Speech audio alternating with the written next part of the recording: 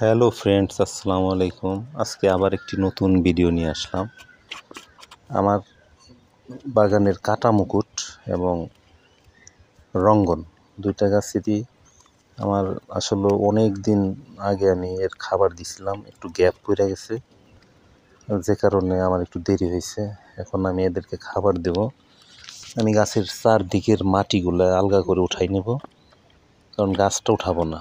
চারদিকের মাটি আলগা করে সাইডে আমি ভার্মি কম্পোস্ট দিয়ে দেব। ইনশাল্লাহ গাছের গ্রোথ ভালো হবে।